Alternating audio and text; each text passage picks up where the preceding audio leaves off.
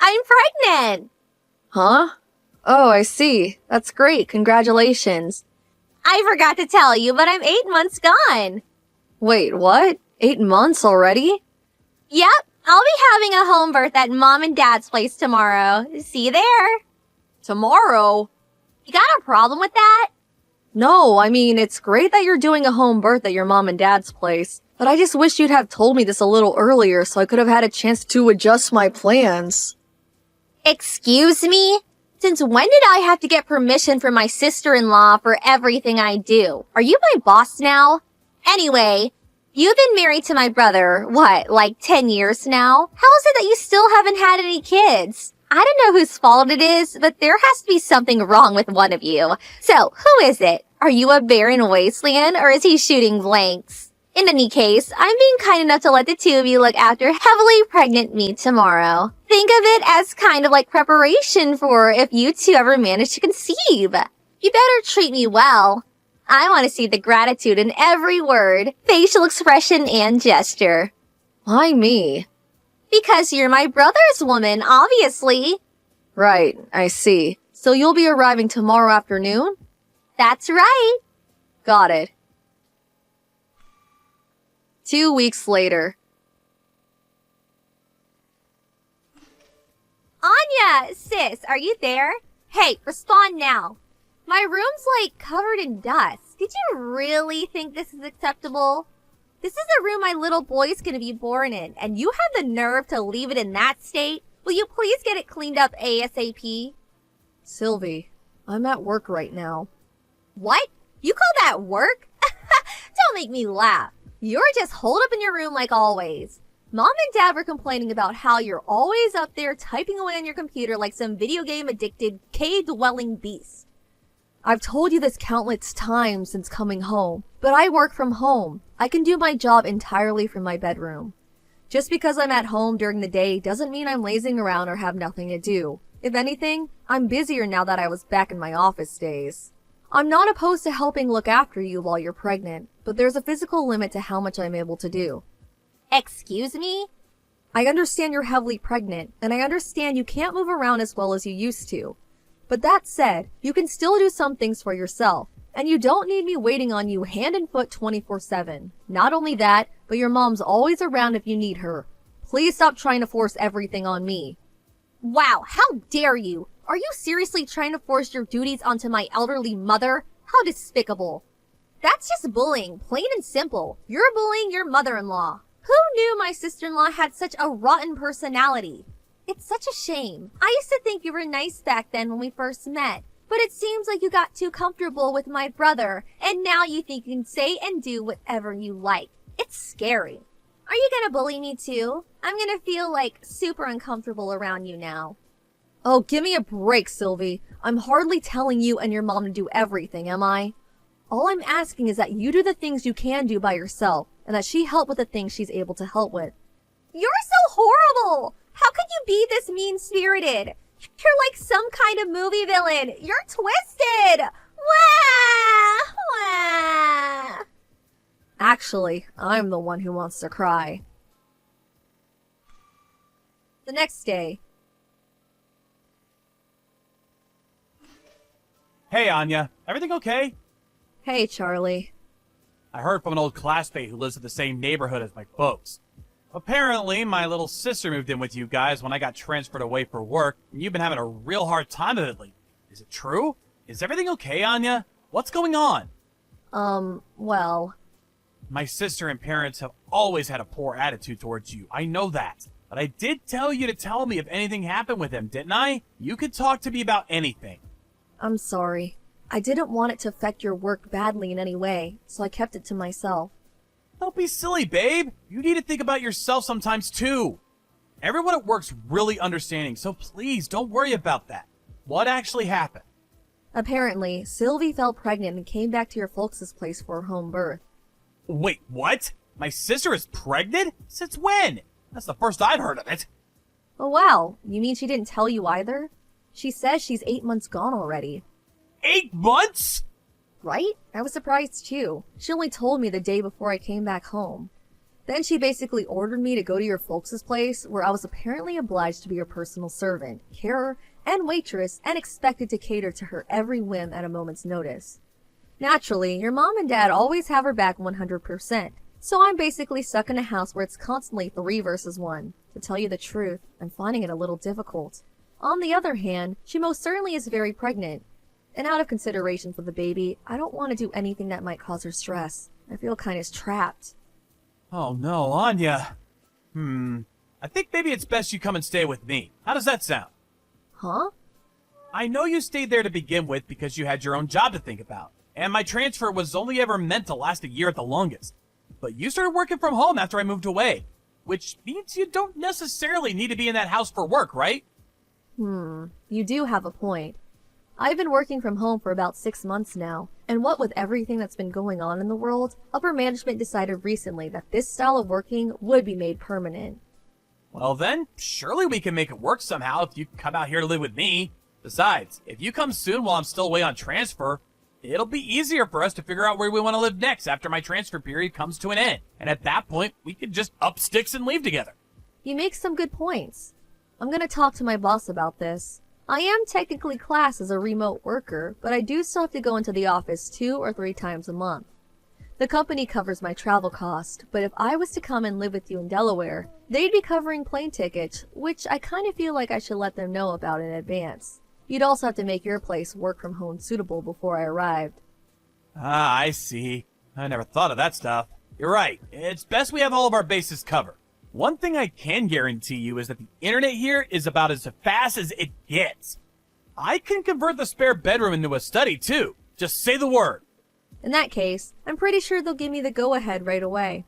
I have a few loose ends to tie up and some things to pack, though. So would you mind waiting a little longer? Sure thing. I just want you to know that you're welcome here anytime. Thank you, Charlie. 2 weeks later. Sylvie, I made up my mind. I don't need you. You don't need me? You were so lively and cheerful when you came back to stay with us. It seemed like you had nothing to do, so I thought it only made sense to have you wait on my every move. But you haven't been looking after me at all. I actually feel worse off for having you around. That's hardly my fault when I have work to do, is it? Do you want me to get fired? I always go out of my way to keep an eye on you and make sure you're comfortable and have everything you need when I'm not working. Not good enough. I'm simply and not satisfied with your service. My mommy will be taking care of everything from here on out, so you needn't bother coming near me anymore. Get out of this house right now. You're a negative influence on me and my baby. If you stay here even a second longer, it'll probably come out disabled. My morning sickness gets 100 times stronger every time I see your repulsive face. Huh? Weren't you saying the other day how pleased you are that you hardly get morning sickness at all? Shut up! I don't want to hear another word from you. Get out, get out, get out! Let me make this clear. Your very existence itself irritates me. Get out of this house at once, you barren wasteland of a woman. You couldn't even give my big brother a baby, could you? You should know I'm never coming back if you change your mind and regret this. You won't be my problem anymore. I never want to see your gross, disgusting face again. Thanks for saying that. I'm actually more relieved to hear that than you could know. Huh? I've decided to go and live with Charlie in Delaware. I'm really grateful for your blessing. I was kind of stressing over how you might react, what with still not having give birth and all. Huh? The next day. Anya? Are you on your way now? Hey, Charlie. Yeah, I'm just getting ready to board the plane. I'll lose signal, but it's not a long flight, so I should be back with you in an hour or so. Then, 3 trains later, I'll be knocking on your door. Anya, listen. I just received word that Sylvie's been rushed away in an ambulance. Wait, what? Why?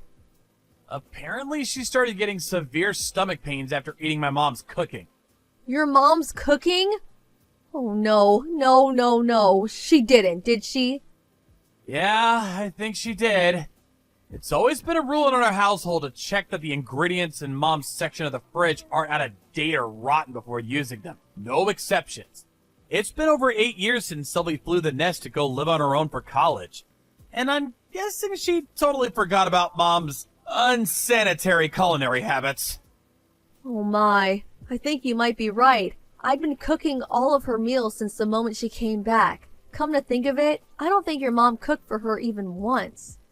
Not only that, but you've been cooking all of our family's meals for the last 2 years. Breakfast, lunch, and dinner, without fail, every single day. Your food's not only delicious and safe to eat, but you made everything with a healthy balance of vitamins, nutrients, and minerals in mind. My family's probably never been this healthy. As a result, I think they might have let their guard down. They took your cooking for granted, and then when you were gone, well, this happened.